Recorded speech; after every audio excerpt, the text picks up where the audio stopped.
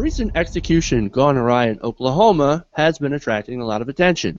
Now, a local clergy member in Oklahoma has decided to take action on the issue and has asked the state to put a moratorium on the death penalty. Reverend Paul Coakley, Archbishop of the Archdiocese of Oklahoma City, made a statement about the recent controversial execution of Clayton Lockett. Now, Lockett was killed by lethal injection with an untested mix of chemicals that ended up taking him 40 minutes to die, and not from the chemicals itself, but from a heart attack. Now, I don't feel bad for Lockett, since he was convicted of killing a 19-year-old. I trust in the judicial process. I know sometimes we get things wrong, so if they did get it wrong, then I wouldn't feel bad, but there's no proof of that. But anyway, the lethal injection drug normally used in executions is no longer available, since the supplier of that drug is opposed to the death penalty and will no longer sell it. Now, a lot of states have been turning to testing new drugs using death row inmates kind of as guinea pigs. Now, back to Archbishop Coakley, he made a statement about the execution of Lockett, saying that, quote, "The execution of Clayton Lockett really highlights the brutality of the death penalty, and I hope it leads us to consider whether we should adopt a moratorium on the death penalty or even abolish it altogether. We certainly need to administer justice with due consideration for the victims of crime, but we must find a way of doing so that does not contribute to the culture of death, which threatens to completely erode our sense of the innate dignity of the human person and of the sanctity of human life from conception to natural death." So he's certainly a pro-life pastor, but he's for ending the death penalty, which is great. I mean, liberals get after pro-life people all the time for that sort of hypocrisy, supporting the death penalty and yet claiming to be pro-life.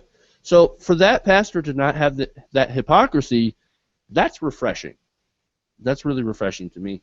But I want to get your guys on this panel. What do you guys think? Yeah, I'm not in favor of the death penalty. Sorry, Danny, I saw you. I'm not in favor of the death penalty in principle in any circumstances, but it doesn't hurt that we get it wrong from time to time. But this isn't even about getting it wrong. This is about using experimental drugs on human test subjects. Now, I'm pretty sure we would condemn any other country in the entire world for doing that, and yet it's just a thing. We're like, we ran out of the drugs. We might as well mix up all this stuff and see what works. Like, and it seems crazy. Like, I've seen enough movies to know that if you overdose on some kind of opiate, then they'll go out smiling, and it won't be a big deal. But for some reason, that's way too difficult for these executioners, probably because it's difficult to kill a person.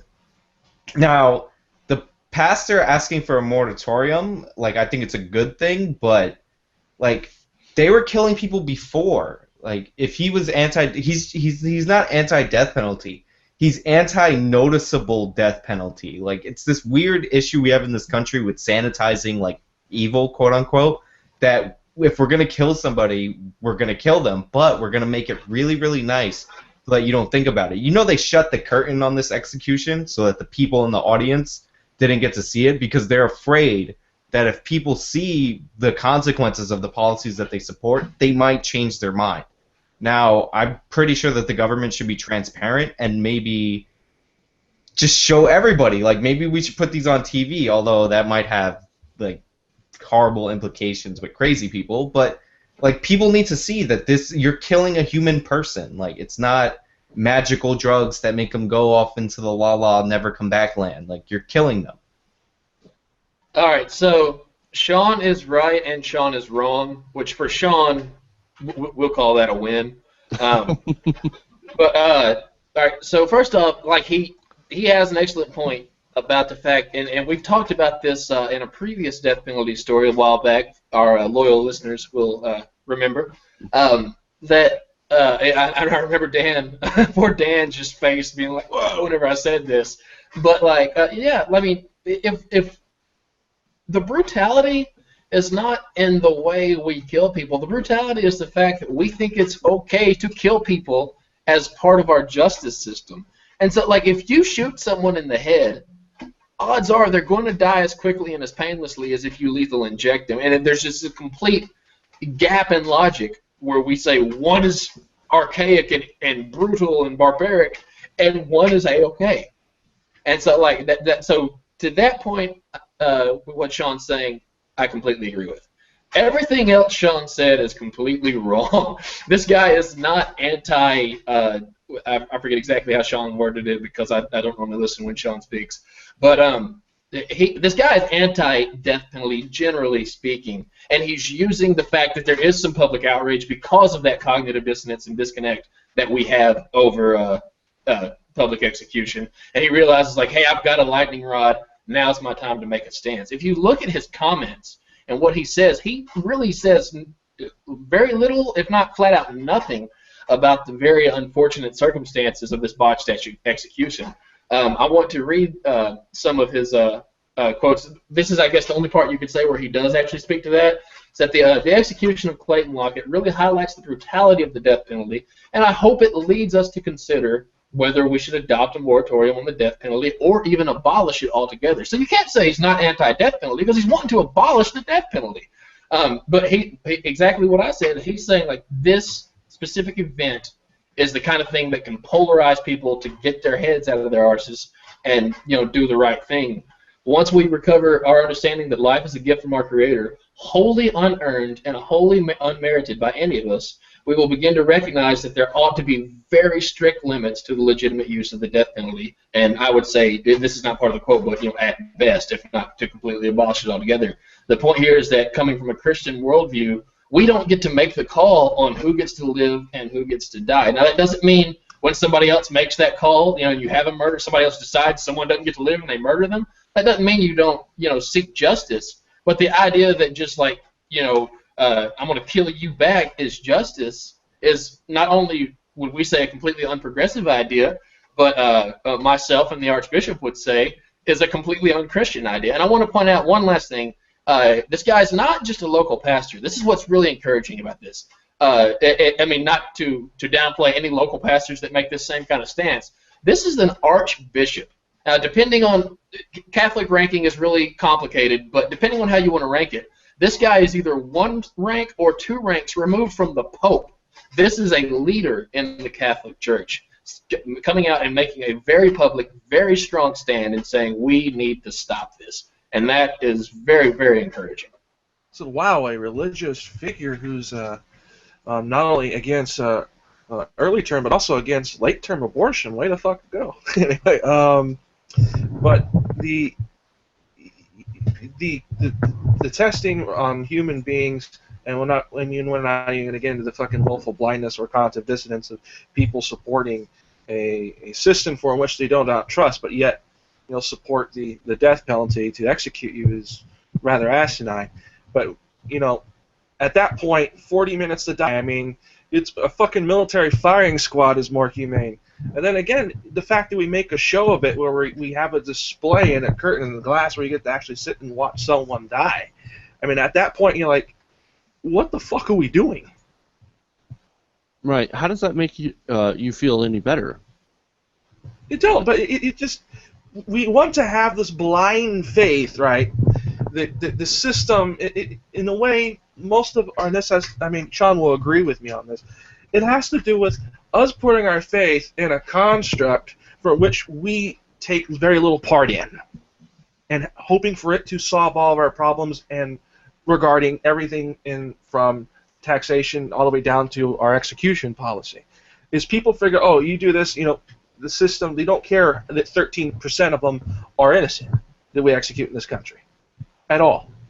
If it weren't for DNA evidence, they would be fucking killed. But they don't feel guilty for it because it wasn't at their hands. Okay, well, we've heard from all of the Americans here.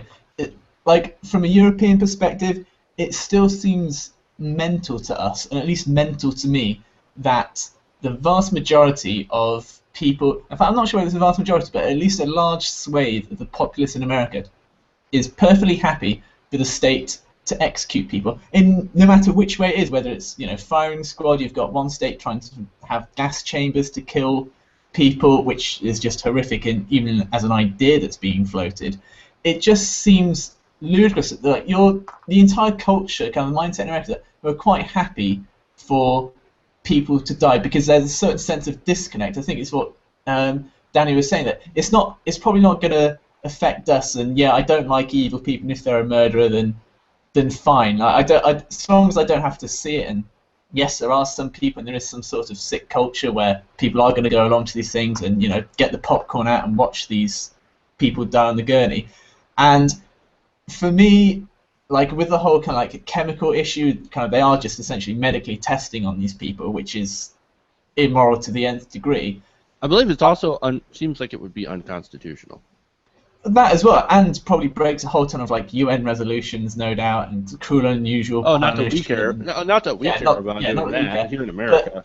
But if you were going to execute someone, let's say that you just have to. It's kind of the equivalent of a Hitler or something. Someone who is definitely like, if it was Hitler or Kim Jong-il, you could probably convince me that yes, the death penalty is warranted. But why inject them with chemicals? I'm a hardcore like pragmatist and realist. If you can use their organs to save someone else's life, do that. Don't inject them with chemicals and mess up all their organs. They might, even with all the wrong and evil that they might have done in their life, they could at least do some good in saving someone else's life. I don't know, that's probably a real like far-fetched scenario, and that's never going to happen. And that's just me being a hardcore utilitarian. But it just amazes me that kind of the shining kind of light on the hill, America, kind of land of the free and the brave and what have you, that your state is still executing people with chemicals. It's just mental. A state that a lot of people ironically don't trust. So many people don't trust the government, but we trust the government with the ability to kill people. Perfectly counterintuitive. We trust them perfectly to kill people. And I just want to point out that I know what Steven said came from a good place, but is there anything creepier than the state murdering people to harvest their organs? China! Mobile execution I admit that's weird, but if you're going to kill people, you might as well get some pragmatic use out of it. That's all I'm saying. I'm not suggesting it. I'm not saying that people should do it, but if you're going to do it... Imperialist bastard! Yeah. Right, but I wanna like rephrase what I said, because Jordan was right about the bishop, that he is anti-death penalty. I was trying to say that it's the politicians that are like all of a sudden like, oh my God, killing people is brutal. Like those are the guys that I can't stand. And if you're not against the death penalty, you're really not paying attention. There are 18 million reasons. 1, we execute the wrong people. 2, weirdly enough, black males tend to get executed more than any other group. How does that happen? 3, it's the state murdering people to deter murder.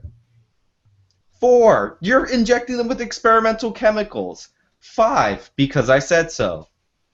And 4 of those reasons are why I flipped on the death penalty. That's why. You mean evolve, Jeff. You have to evolve on a position. Oh, did I evolve? What if I'm a creationist and I don't believe in evolution? No, you have to evolve on a position as soon as it becomes extremely convenient for you politically. But it's not convenient. It makes a lot of sense to agree with you guys, because those are sensible. That's a sensible stance. I'm for, I prefer logic and reason and good arguments and proof and facts. And guess what? You guys have presented all of those. And it's okay to change your opinion when you're faced with actual facts. Can we look at the historical context to this? I mean, we mentioned harvesting the Chinese. Chemical-induced execution goes back to the SS and the Third Reich and the Nazi Empire. And the fact that I'm surprised that a religious figure, most of them are not pro-life, they're pro-birth, but this is actually the first time I ever heard a pro-life statement from a religious figure.